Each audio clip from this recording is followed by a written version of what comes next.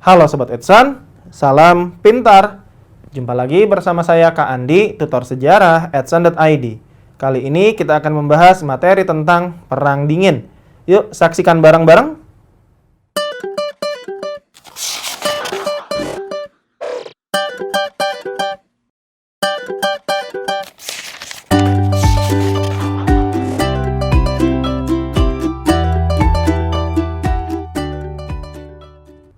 Sobat Edson, dalam kesempatan kali ini kita akan membahas materi tentang Perang Dingin. Kita akan membahas apa pengertian dari Perang Dingin, faktor-faktor apa saja yang menjadi penyebab Perang Dingin, tokoh yang mencetuskan istilah Perang Dingin, serta penanda terjadinya Perang Dingin. Kapan sebenarnya Perang Dingin ini terjadi? Sejarawan berbeda pendapat terkait menentukan kapan dimulainya peristiwa Perang Dingin. Ada yang menyebutkan tahun 1945, ada pula yang menyebutkan tahun 1947, bahkan ada pula yang meyakini Perang Dingin dimulai pada tahun 1949. Nah, tetapi kemudian akhir dari masa Perang Dingin sendiri diyakini terjadi pada tahun 1991. Tahun 1945 dianggap sebagai awal terjadinya peristiwa Perang Dingin karena pada tahun tersebut ada penandatanganan perjanjian Potsdam yang nantinya membagi Jerman ke dalam 4 wilayah pendudukan, diantaranya diduduki oleh Inggris, Perancis, Amerika Serikat, dan Uni Soviet. Kemudian tahun 1947 dianggap sebagai awal terjadinya Perang Dingin karena keluarnya kebijakan Truman Doctrine oleh Presiden Amerika Serikat Harry S. Truman dalam upayanya membendung perluasan pengaruh komunisme di dunia. Dan tahun 1949 dianggap sebagai awal Perang Dingin karena pada tahun 1949 terbentuk dua negara Jerman, yaitu Jerman Barat dan Jerman Timur. Sementara akhir masa Perang Dingin dianggap terjadi pada tahun 1991. Kenapa? Karena pada tahun 1991, tepatnya bulan Desember 1991, Uni Soviet sebagai negara superpower di dunia pada masa itu kemudian mengalami keruntuhan yang ditandai dengan bubarnya Uni Soviet dan membentuk 15 negara baru, diantaranya adalah Rusia. Maka inilah yang menjadi kurun waktu terjadinya peristiwa Perang Dingin. Diawali setelah Perang Dunia Kedua dan diakhiri dengan peristiwa runtuhnya Uni Soviet. Istilah Perang Dingin sendiri atau Cold War ini merupakan istilah yang dipopulerkan setidaknya oleh dua tokoh. Yang pertama adalah Bernard Baruch.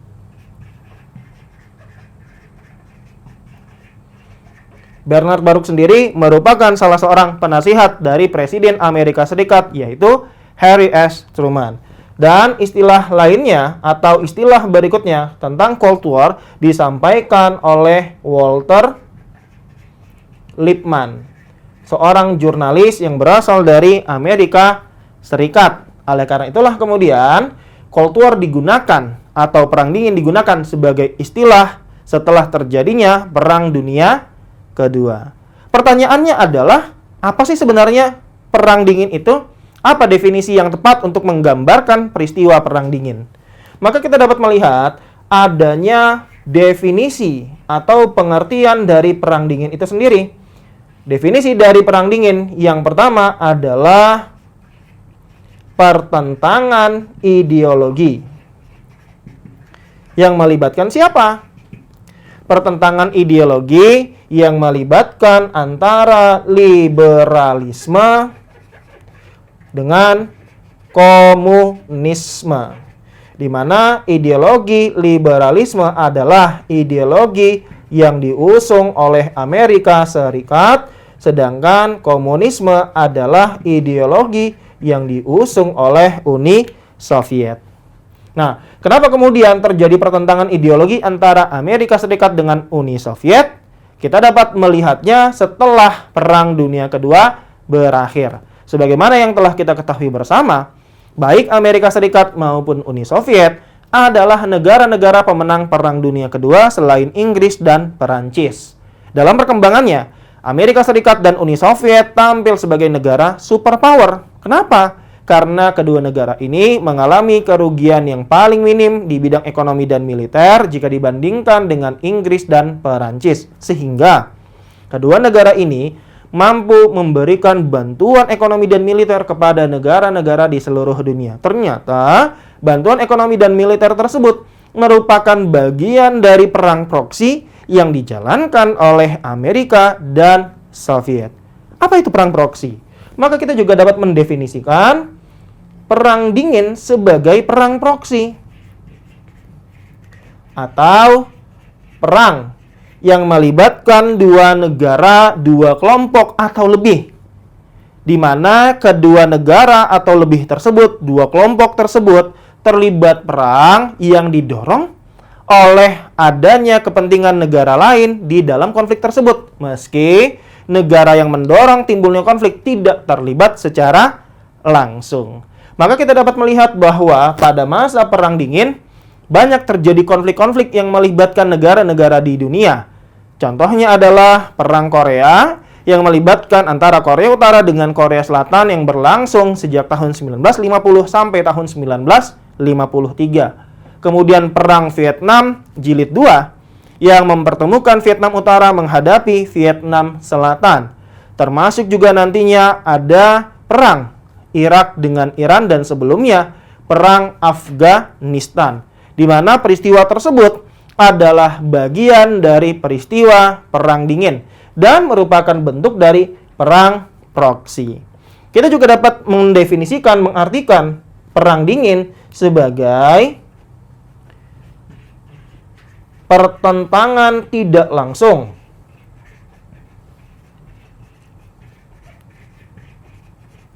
tanpa kekerasan.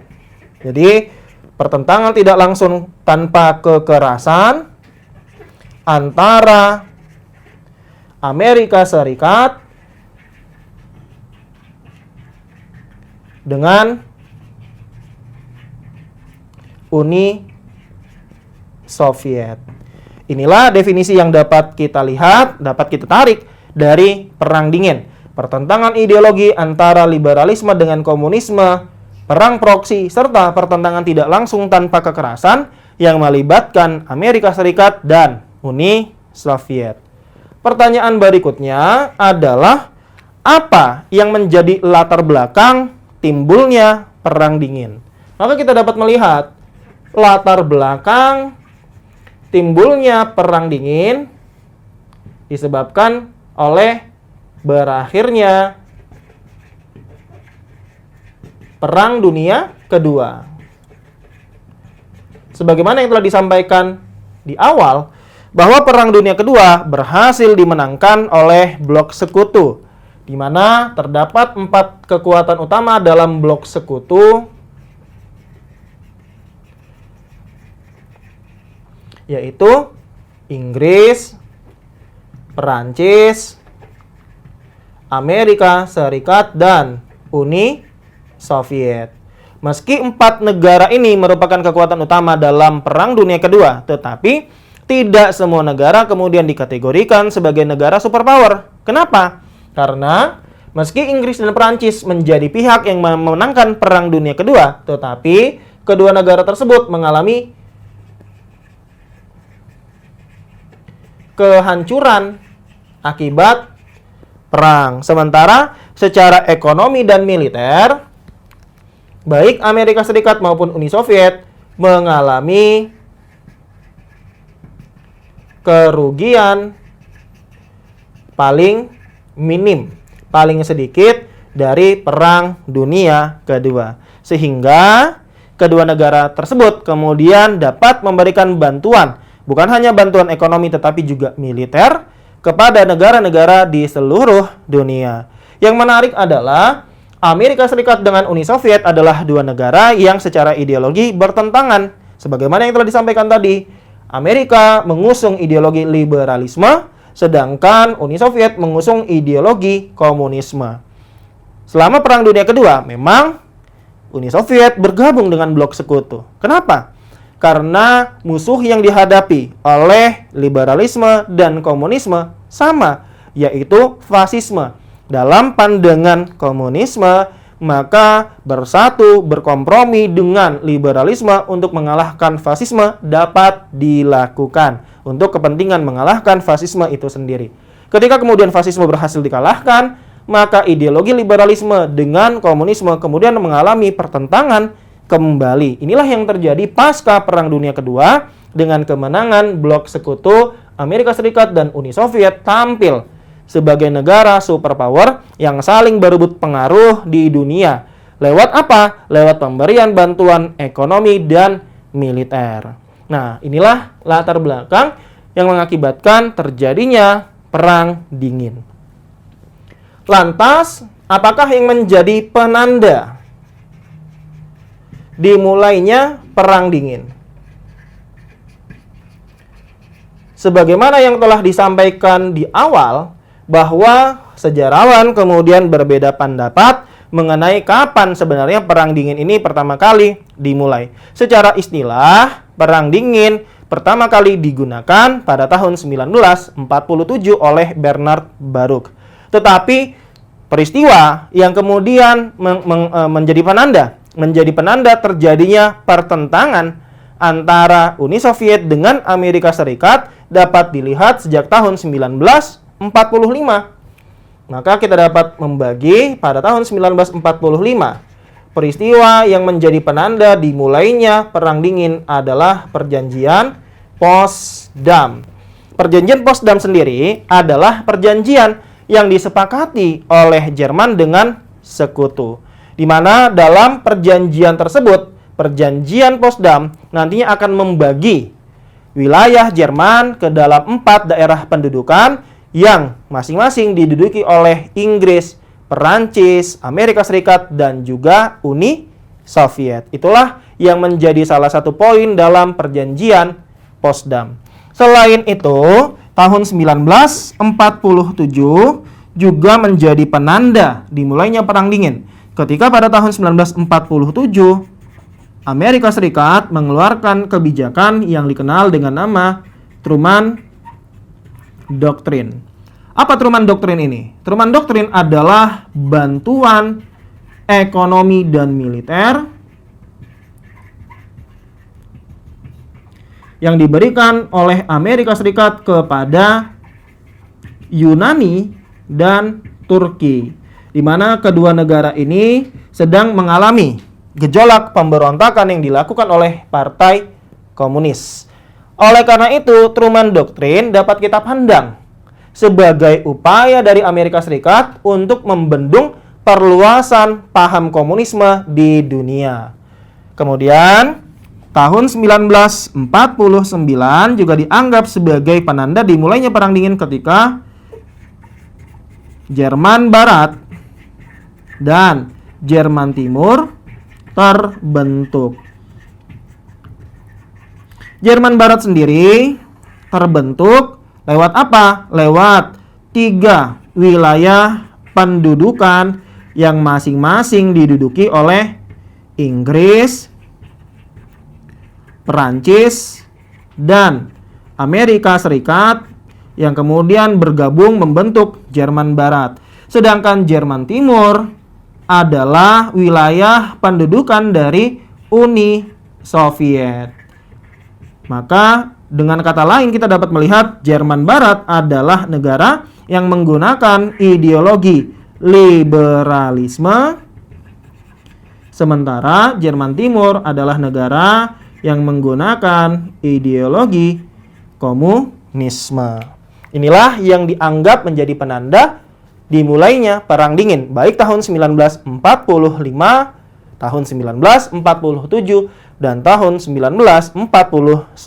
Sementara berakhirnya Perang Dingin disepakati oleh sejarawan seiring dengan runtuhnya Uni Soviet pada bulan Desember tahun 1991, di mana Soviet, negara terbesar pada saat itu, terpecah menjadi 15 negara lainnya. Bagaimana Sobat Edsan? Dapat dipahami? Demikian Sobat Edsan pembahasan materi Perang Dingin. Semoga bermanfaat. Jumpa lagi di kesempatan pembahasan berikutnya bersama saya, Kak Andi, tutor sejarah @edsan.id. Salam pintar. Sekian Sobat Edsan untuk video pembelajaran hari ini. Sampai ketemu lagi di video belajar berikutnya. Jangan lupa aktifkan notifikasi untuk video terbaru kami ya. Sobat Edsan juga bisa mengunjungi edsan.id dan temukan ribuan video pembelajaran. Sampai jumpa Sobat Edsan, salam pintar!